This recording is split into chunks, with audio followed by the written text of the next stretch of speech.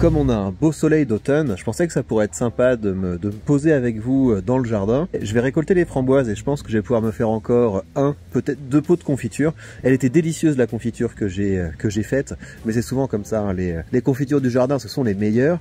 Et je vais aussi me prendre un petit café et je voulais vous parler d'un sujet qui est assez désagréable, mais je vous en parle justement parce que je pense avoir trouvé une solution face à ça, puisque ce sujet est celui de la pauvreté. Et ce que je vais faire, c'est que je vais vous raconter ma pire expérience avec la pauvreté. Et je parle pas de l'époque où j'étais étudiant, vous voyez, parce que je pense comme beaucoup de monde, quand on est étudiant, on a vraiment pas beaucoup d'argent. Moi, j'ai été étudiant à Paris. Et autant je bossais le soir et le week-end pour financer mes études, mais à Paris tu te sens toujours pauvre, c'est-à-dire que tu vas chez Leader Price, d'où c'était Leader Price le truc le moins cher, t'achètes des produits de très mauvaise qualité et tu sais que t'es toujours vraiment ric-rac, mais vu que tout le monde est dans la même situation, tu te dis c'est à peu près normal, donc c'est une pauvreté qui est plus tolérable. L'expérience de la pauvreté dont je voudrais vous parler, c'est plus désagréable. Et si cette expérience de la pauvreté a été particulièrement désagréable, c'est notamment parce qu'il y a un effet de contraste qui, vous allez voir, est assez frappant. Donc on parle d'une période où j'ai terminé ma thèse, et après avoir terminé ma thèse, j'ai été sélectionné pour faire un postdoc à Oxford, donc c'est-à-dire qu'on est payé un salaire assez sympathique pour continuer nos recherches dans un labo à l'étranger. Donc moi j'étais au Corpus Christi à Oxford, c'était vraiment hyper sympa. On donne quelques cours, on participe à des séminaires, on écrit des articles. C'est également à cette période que j'ai mis ma thèse sous la forme d'un livre. N'achetez pas ce livre, le livre issu de ma thèse, faites pas ça. Achetez les livres que j'ai pas écrits pour des pairs dans la recherche, achetez 12 leçons de rhétorique pour prendre le pouvoir, achetez 12 leçons de dialectique pour gagner la guerre des idées, parce qu'après je me retrouve avec des gens qui me disent ouais il est nul ton livre, ton premier livre, etc. Un livre de chercheur, c'est un livre qui est fait pour être mis dans votre CV et pour pouvoir prétendre ensuite au financement suivant. C'est pas du tout un livre qui est fait pour être lu, en tout cas pas par le grand public. Donc bref, je passe cette année à Oxford et c'est génial parce que il y a une dimension de prestige, il y a un petit côté hors du temps avec ces repas là magnifiques où vous avez la table des professeurs qui est sur une estrade et à côté de ça vous avez les tables des élèves. C'est grandiose, tous les collèges sont plus impressionnants les uns que les autres, donc c'est vraiment très sympa et j'ai des très bons souvenirs de cette période. Mais donc bref, à la fin de cette période, je dois retourner en Belgique et j'ai la mauvaise surprise d'apprendre que je suis pas reçu pour le postdoc à l'université libre de Bruxelles et je me retrouve donc sans rien. Mais genre sans rien du tout. J'avais pas d'argent de côté et en fait pour pouvoir prétendre au chômage, on avait besoin d'un document qui s'appelle un C4. Mais j'ai jamais fait très attention au côté administratif et donc le fait que je sois parti en Angleterre, ça a annulé mon C4, enfin un truc comme ça. Et là où j'ai vraiment eu l'expérience de la pauvreté, c'est quand justement je suis allé avec ce C4 essayer d'obtenir le chômage. C'était un enfer. Donc le chômage en Belgique est versé dans ce qu'on appelle des syndicats et vous devez être affilié à un syndicat quand vous commencez à être professionnel et tout le monde était affilié en fait dans le monde de la recherche, à peu près tout le monde autour de moi était affilié à un truc qui s'appelait la mutualité socialiste et donc je viens avec mon petit papier qui s'appelle le C4 à la mutualité socialiste et j'arrive face à une dame qui pleine de compassion me dit mais non mais en fait je peux vraiment rien pour vous. Je peux absolument rien pour vous et elle me dit mais c'est bizarre parce que vous n'êtes pas le type de personne qu'on a l'habitude de voir ici. Enfin, c'était cette expérience assez désagréable où on réalise qu'il y a beaucoup de choses qu'on n'a pas comprises, qu'il y a beaucoup de choses qu'on n'a pas faites bien et donc concrètement je me retrouve dans une situation où j'ai pas le droit aux aides, j'ai plus de salaire et le seul truc que j'ai réussi à dégoter grâce à des collègues que je remercie, c'était un 20% de temps plein. Donc c'est-à-dire que je me retrouvais à devoir vivre sur, je crois, 450 € par mois. Et là, je peux vous dire que j'ai fait l'expérience de la pauvreté et je voudrais donc vous raconter cette expérience, les différentes émotions qu'on ressent dans ces circonstances. Pour moi, la première émotion et une émotion qui est peut-être dominante, c'est le stress. C'est on se sent stressé en fait, c'est-à-dire qu'on a tout le temps quelque chose, une espèce de sensation un peu froide et un peu oppressante dans le ventre, où on sent qu'il y a quelque chose qui va pas et on se sent un peu comme un animal apeuré, vous voyez, du type il suffirait d'un coup de vent pour que tout s'effondre. Et puis ce sentiment de stress est lié au fait que on sent bien qu'on n'est pas sur le bon chemin et qu'on n'a absolument aucune idée de par où commencer. Est-ce qu'on doit s'investir dans telle direction, dans telle autre direction, etc. Concrètement, pour moi, la question c'était est-ce que j'essaie de continuer de me faire un CV scientifique, d'écrire des articles, est-ce que je dois continuer à poursuivre une carrière de chercheur ou est-ce que je dois plutôt essayer de chercher chercher un boulot dans une entreprise, dans une administration, j'en sais rien. Donc on est vraiment dans une situation où les choses se sont pas passées comme prévu et on a cette espèce de stress en se disant que on n'en fait pas assez ou alors qu'on fait pas les bonnes choses. Et donc ça c'est la première émotion assez désagréable qu'on a quand on est face à cette situation de pauvreté. La deuxième émotion qu'on a, c'est une émotion de peur. Et autant le stress c'est quelque chose d'un peu bruyant, comme ça, d'un peu brouillon, d'un peu diffus, la peur c'est une émotion qui a un objet, c'est-à-dire qu'on commence à envisager toutes les choses embêtantes qui pourraient se produire en fait. Est-ce que tu auras un toit? Est-ce que tu auras à manger? Est-ce que tu pourras te soigner, etc. Donc tu commences à avoir des sensations de peur. Il y a quelque chose qui arrive aussi assez vite, c'est la tristesse. Et une forme de tristesse, si vous voulez, où on se voit dessus. On se voit dessus comme ça et on se dit mais mon pauvre gars quoi, t'es vraiment mal parti. Et on se représente en fait ce que pourrait être une vie réussie et ce que pourrait être une vie ratée. On commence à se dire mais est-ce que j'aurai une famille? Est-ce que j'aurai des enfants? Est-ce que... Enfin voilà, il y a un sentiment de tristesse mais qui est avec aussi un peu de regret et de mélancolie où on se dit mais en fait une vie ça peut se rater. Et puis il y a en fait une dernière émotion, pour le coup c'est l'émotion qui m'a vraiment aidé. Les autres émotions dont je vous parle, elles sont néfastes en fait. C'est des émotions qui sont néfastes parce que c'est des émotions qui vous immobilisent. Moi l'émotion qui m'a vraiment aidé c'est l'orgueil. En fait ça va pas se passer comme ça, c'est secoue-toi, tu peux pas te permettre de te prendre des claques comme ça par la vie, c'est pas possible. Et c'est cette émotion qui m'a amené à avoir ma première expérience dans l'entrepreneuriat. Et ce qui m'a aidé à avancer dans cette voie, c'est que j'ai commencé à écouter plein de contenus. J'ai commencé à écouter plein de podcasts de gens qui expliquaient comment c'était possible de se créer soi-même son travail. Il y avait notamment un podcast que j'écoutais qui s'appelait Unemployable, inemployable, et le slogan du podcast c'était le podcast pour les gens qui pourraient avoir un boulot mais qui ne daignent pas en prendre un. Et en fait ça a été vraiment une réalisation de me dire mais en fait si je suis inemployable c'est pas parce que je suis mauvais, c'est parce que j'ai un profil qui ne peut pas rentrer dans des cases. Et donc la première expérience d'entrepreneuriat que j'ai eue, ça a consisté à déposer plein d'appels d'offres dans des organismes de formation continue. Donc il y a une partie de ce boulot que j'ai fait auprès de professeurs qui étaient en formation. Et la manière dont ça marche, c'est qu'on propose une formation, c'est un document assez long à rédiger. Ça arrive dans un catalogue et une fois que le catalogue est publié, s'il y a des professeurs qui s'inscrivent à la formation est activée, etc. Et ça m'a permis d'avoir suffisamment d'argent, en tout cas pour pouvoir payer un loyer. Et à côté de ça, j'ai eu une seconde expérience à ce moment-là, toujours dans la formation. C'est que j'ai commencé à travailler pour un sous-traitant qui envoyait des formateurs en urgence quand un formateur ne pouvait pas assurer la formation. Pour des grands groupes de formation en France, il y a quelque chose qui devait s'appeler Demos ou quelque chose comme ça. Et donc à la dernière minute, on me disait tiens, il y a une formation tel jour à la Défense. J'étais pas payé énormément pour ces journées-là, mais en tout cas, vu que mes frais de transport étaient remboursés, c'était quand même de l'argent et l'un dans l'autre, j'ai réussi à joindre les deux bouts. Mais c'est pas passé loin, parce qu'on peut vraiment rester dans cette situation où on a seulement la peur, le stress et la tristesse, et ce cocktail, c'est vraiment le cocktail qui va nous faire sombrer. La suite, c'est que j'ai redéposé un dossier pour pouvoir avoir un postdoc, et comme en parallèle de ce travail de formateur, j'avais continué à écrire, et mon travail de formation m'avait également permis d'envisager une approche de la recherche beaucoup plus pratique et beaucoup plus basée sur l'observation de gens en situation de prise de parole. Eh bien, j'ai été accepté et je suis reparti pour 3 ans dans la recherche. Mais le fait d'avoir vu que c'était possible pour moi de gagner de l'argent d'une autre manière que de simplement attendre qu'on me verse un salaire, c'est ça finalement la recette contre la pauvreté. La recette contre la pauvreté, c'est de commencer à réaliser qu'on a un impact sur notre revenu et que c'est possible de s'inventer de nouvelles sources de revenus. Et donc là, ce que je vais faire, c'est que je vais récolter les framboises, puis après je vais vous retrouver à mon bureau pour vous montrer concrètement ce que ça veut dire que de commencer à multiplier ces sources de revenus. Sous le soleil, je plante des graines, comme j'investis dans mes actions sereines. Les arbres poussent, les fruits vont mûrir, comme les dividendes qui vont s'épanouir. Chaque graine est un pari, un espoir, comme ces ETF qu'on choisit avec art. Lentement. Que c'est rentable, n'empêche, les framboises, t'en plantes quelques pieds, puis après ça se multiplie, t'as rien à faire et ça produit énormément. Par contre, heureusement que j'ai commencé à faire des confitures parce que sinon j'allais tout perdre. Et avec cette méthode des confitures, ça permet de savoir quoi on en fait quand on récolte, ça permet de conserver et ça permet de se régaler. Cultive ton jardin, ton portefeuille aussi. Les fruits viendront quand le temps est choisi.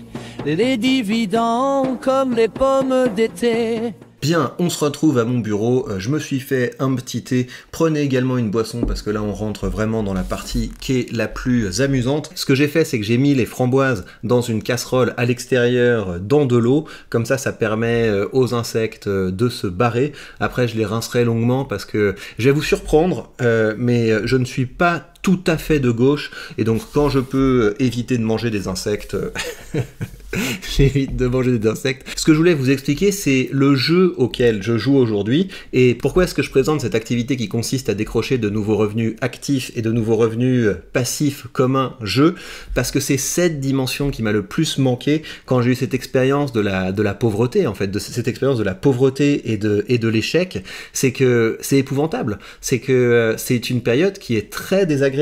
Alors que si vous prenez ça comme un jeu, et vous vous dites, en fait je lance une nouvelle partie, là je suis au niveau 1, et je vais à partir de maintenant accomplir des actions qui vont me permettre de passer au niveau suivant, et de le faire en m'amusant. C'est ça qui est important, c'est de considérer que la vie, en particulier la vie économique, je dirais pas que la vie personnelle c'est un jeu, là je dirais pas ça, mais en tout cas la vie professionnelle et économique, c'est un jeu dans lequel il faut marquer des points, et ces points c'est l'argent. Et aujourd'hui je vois mon activité comme un jeu, et c'est quand j'ai commencé à considérer mon activité comme un jeu que j'ai pu vraiment commencer à investir. Là à ce stade je suis capable d'investir peut-être 2-3 000 euros par mois, ce qui est je pense pas mal du tout. C'est pour ça que ce portefeuille grandit, c'est pour ça que j'ai été capable de faire grandir ce portefeuille que j'ai commencé à construire il y a quelque chose comme 1 an et demi, donc c'est pas mal. Et puis j'ai également de l'immobilier, à la fois de l'immobilier physique mais de l'immobilier via Realty, donc maintenant je commence à avoir un petit peu d'argent et de l'argent à investir. Et l'investissement c'est aussi un jeu, il y a plein de jeux différents dans l'investissement.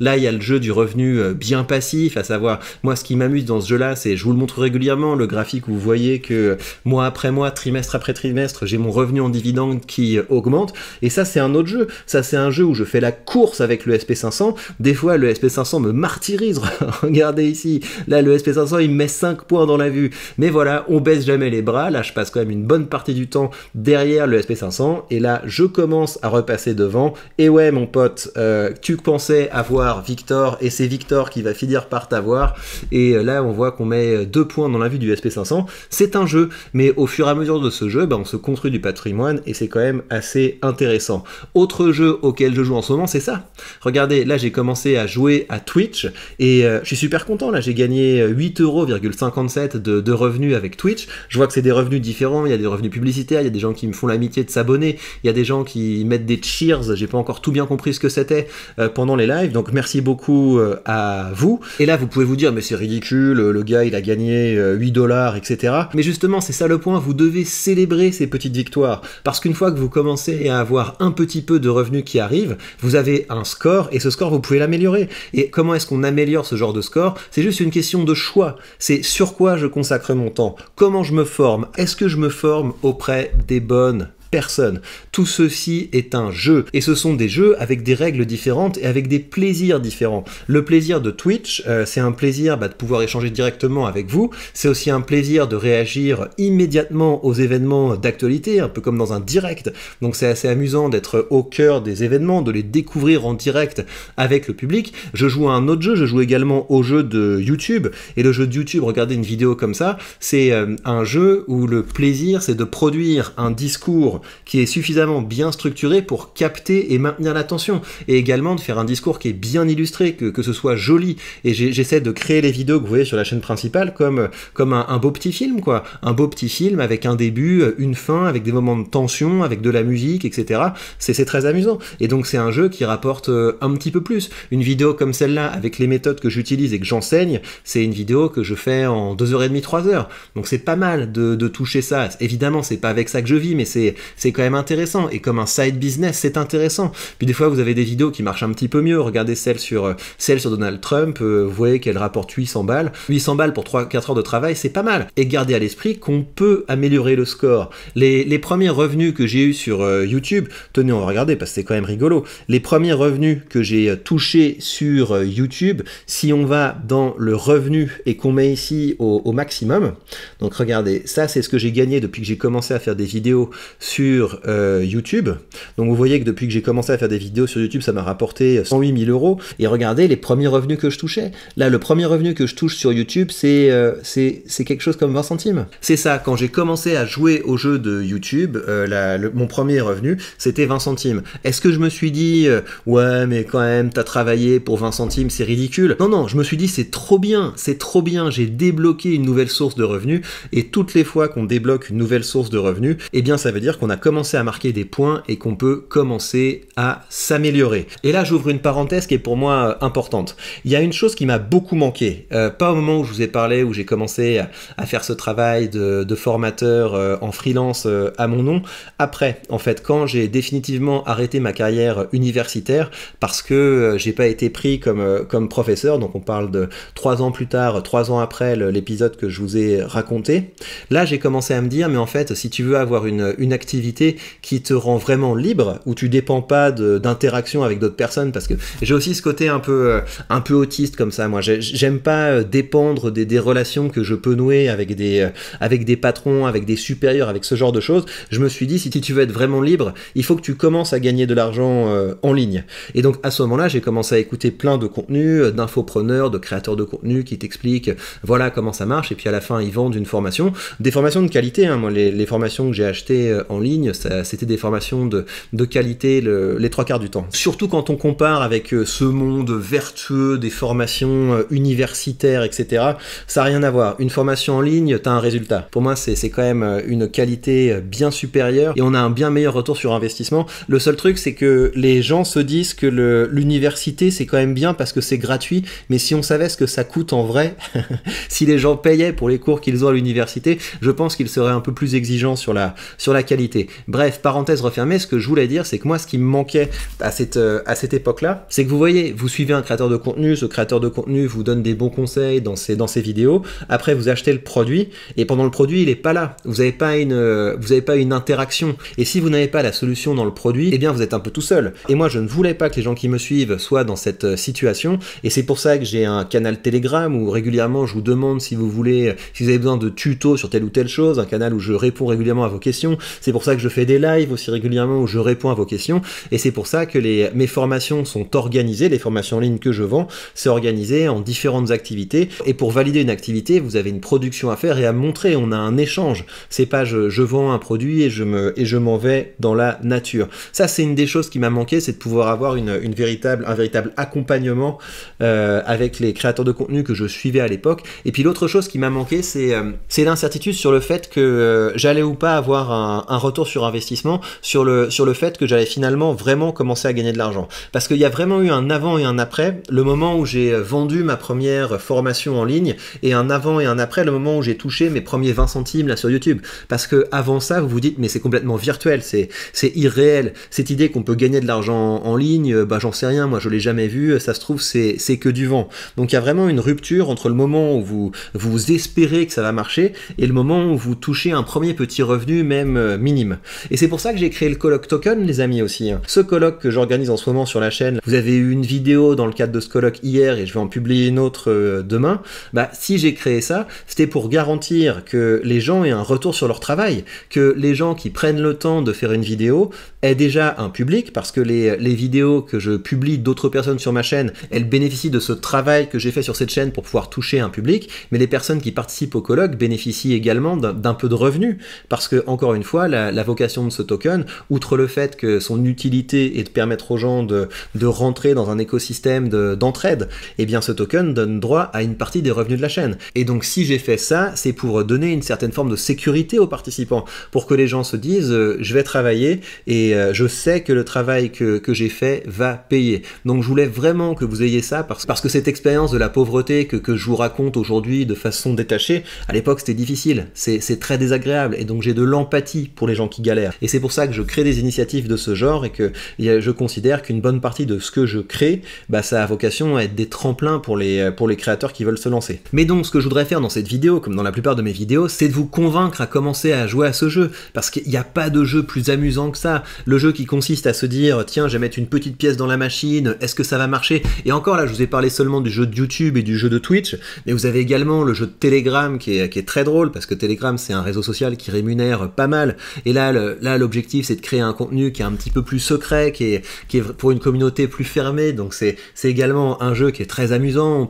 On peut y aller un peu plus dans l'humour, on peut y aller un peu plus dans les choses qui sont borderline. Donc c'est quand même très amusant de créer ce genre de contenu. Il y a également le jeu de Twitter qui est hyper drôle. L'objectif du jeu de Twitter, c'est de créer des petites déflagrations en un minimum de mots. Tout ça, ce sont des jeux qui sont extrêmement amusants. Et si vous connaissez les règles et si vous jouez bien, ce sont des jeux qui deviennent très vite rentables. Et là où ça devient vraiment amusant, et c'est ce que j'aime dans ce jeu, c'est que vous allez ensuite créer un cercle vertueux entre le plaisir que vous prenez à choper du revenu actif, les résultats que vous allez avoir en courant après le revenu actif, et le fait que vous allez investir ce revenu actif pour vous dégager du revenu passif. Et quand vous rentrez dans le terrier de lapin du revenu passif, mais ça devient hyper drôle. Moi, le fait que j'ai commencé à investir, je vous le dis vraiment, hein, le plaisir que j'ai pris à commencer à toucher des dividendes, à commencer à voir ces petits chiffres là, à commencer à marquer des points dans ce jeu de l'investissement, mais ça m'a permis de décupler mon revenu actif. Parce que on aime tellement ça, de pouvoir mettre sa petite cartouche, de pouvoir investir, de voir les dividendes qui arrivent, que ça motive à gagner plus d'argent. Et donc on peut se créer des boucles infernales où on découvre un nouveau type d'investissement et ça nous amuse énormément et on a envie donc d'augmenter nos revenus. Et cette chaîne que vous êtes en train de regarder, je l'ai créée pour ça. Je l'ai créée pour avoir des revenus supplémentaires et pour pouvoir augmenter ce que je peux investir. Et je conseille à toute personne, même si vous avez déjà une chaîne YouTube ou même si vous avez un boulot qui n'a rien à voir avec ça, mais créez-vous une chaîne d'investissement. Créez-vous une chaîne où vous partagez votre passion pour le revenu passif et ça va vous permettre d'augmenter votre revenu actif. Donc pour moi, ce sont des cercles qui sont très vertueux. Et puis ensuite, une fois que vous avez votre IMO, une fois que vous avez votre portefeuille d'ETF, peut-être que vous avez votre portefeuille de vraies actions de croissance, de belles actions de qualité, etc. Bah moi, ce que j'aime bien faire, c'est m'amuser avec des trucs un peu plus fun. Là, je commence à faire des trucs qui sont quand même un petit peu bêtes. Il y a eu déjà Hamster Combat où là, c'était vraiment le truc le plus débile qu'on pouvait imaginer. Et là, ce que je fais, c'est que je farm des airdrops.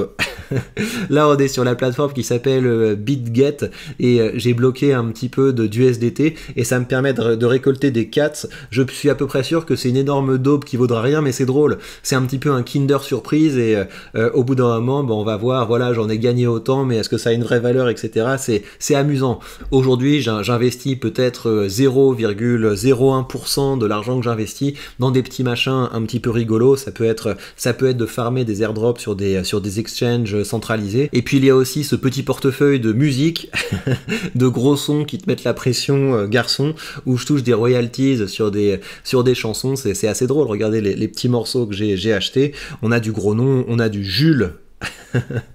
Et on a des trucs que je connais pas. Ça, c'est bien.